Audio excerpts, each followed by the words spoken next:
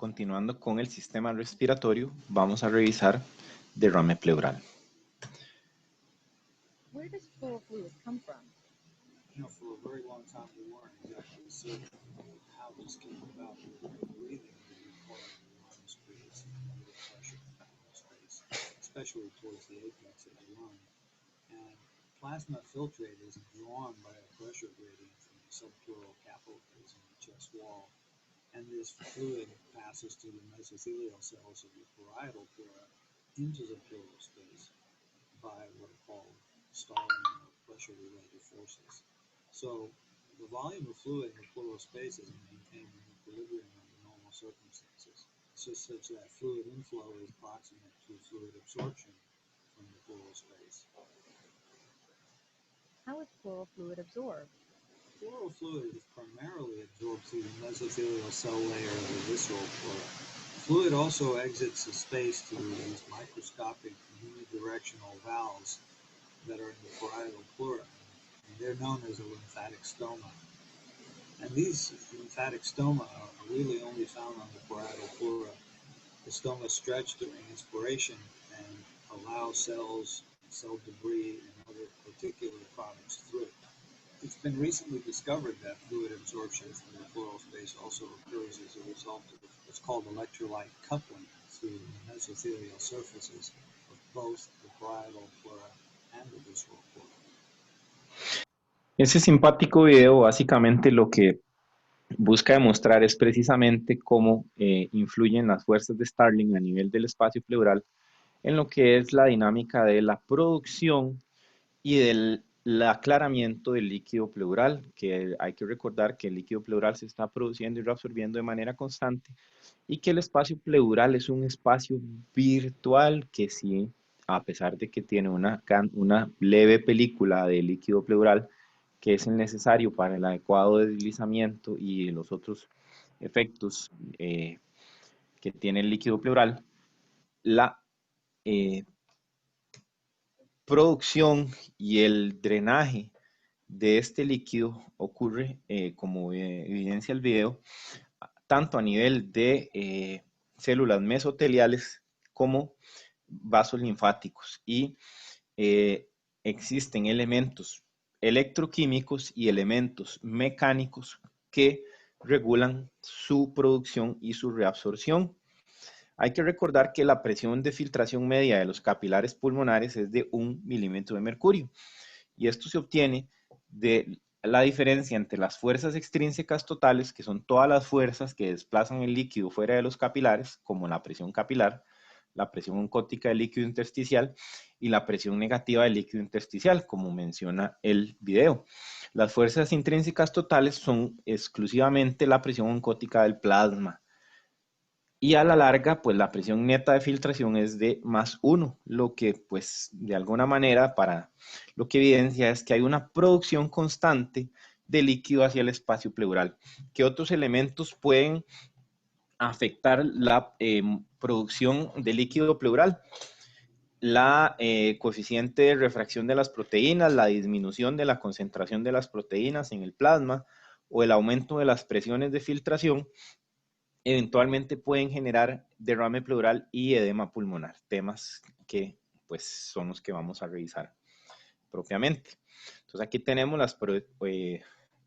la representación gráfica de lo que mencionábamos, las diferencias entre las presiones hidrostáticas, teniendo una presión negativa en el intersticio, lo que es las diferencias de presiones osmóticas, siendo mayor la presión osmótica intraplasmática que la intersticial, con una presión neta del capilar de +1. En el lado del alveolo hablamos de que por acople electroquímico y por también presiones negativas puede haber salida de líquido hacia la vía respiratoria, y el papel importante que juega el estoma linfático y la bomba linfática para el drenaje del líquido pleural. Y esto a nivel fisiopatológico es importante tenerlo claro, porque entonces el aumento de la presión hidrostática, la disminución de la presión osmótica o la afectación de la bomba linfática claramente van a ser mecanismos que pueden producir que se acumule más líquido de la cuenta, y por ende generar lo que se conoce como derrame pleural. El líquido pleural normalmente es escaso, tiene una baja concentración de proteínas, tiene una concentración de glucosa similar al suero y además es ligeramente alcalino. El derrame pleural, ¿qué es? Es la acumulación de grandes cantidades de líquido libre en el espacio pleural.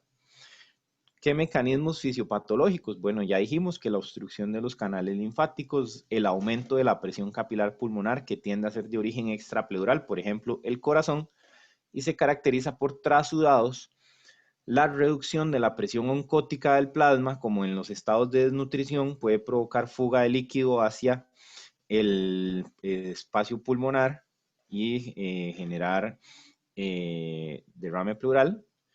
Y la inflamación de las superficies de la cavidad pleural puede producir rotura de las membranas capilares y salida de proteínas y exudado inflamatorio hacia el espacio pleural.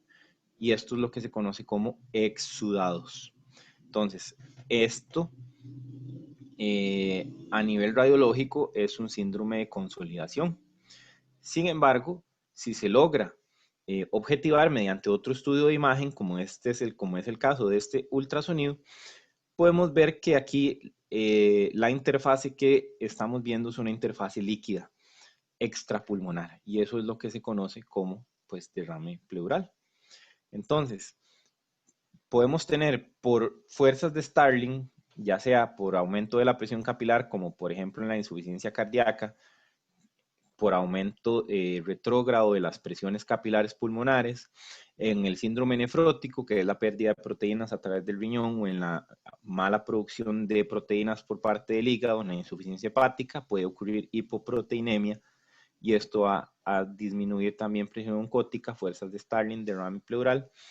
Cualquier lesión inflamatoria de la pleura puede producir derrame pleural, como cáncer, infecciones de la pleura, pleuritis autoinmune o un trauma, como en una contusión. Cualquier obstrucción al flujo linfático, como una alteración externa del conducto torácico, por ejemplo, quirúrgica, o una neoplasia que infiltre los linfáticos, puede producir acumulación de líquido y derrame pleural. Y otras enfermedades, como por aumento de la presión intrapleural, el pasaje de líquido desde el abdomen hacia la cavidad peritoneal, el sangrado o el edema pulmonar por altura, eventualmente pueden cursar con derrame pleural por mecanismos más complejos que realmente tal vez no vale la pena discutir a profundidad. A nivel tomográfico ven cómo el líquido por un asunto de gravedad tiende a acumularse hacia el nivel posterior y nosotros solemos, cuando nos encontramos ante el enigma clínico de un derrame pleural, es importante tomar muestras directas para el análisis bioquímico del líquido. Desde el punto de vista morfológico, ya podemos irnos dando una idea de cuál puede ser la eventual etiología. Un derrame pleural hemorrágico suele ser asociado a condiciones inflamatorias graves que permitan extravasación de glóbulos rojos, como el cáncer. El derrame pleural quiloso, este es un derrame rico en triglicéridos por obstrucción del conducto torácico secundario a cáncer, y estos que es un poco más transparente con una apariencia ámbar, esto es un trasudado y es un derrame pleural bajo en proteínas, bajo en grasa, bajo en elementos celulares, que es meramente por fuga capilar por exceso de presión hidrostática. Entonces, vean que esta básicamente es una diapositiva de ilustración de todos los exámenes que se le pueden tomar a el líquido pleural para tratar de determinar cuál es la etiología exacta que nos está generando el problema. Globalmente, cuando nos enfrentamos a un derrame pleural, si no es muy obvia la causa del derrame, pues es necesario tomar muestras, analizar algunos índices de relación de proteínas y grasa, contenido de triglicéridos, entre otros, para ver si el derrame pleural es un exudado o un trasudado. Y dependiendo de esto, pues vamos a dirigirnos hacia qué enfermedad clínica es la que nos atiende con el paciente.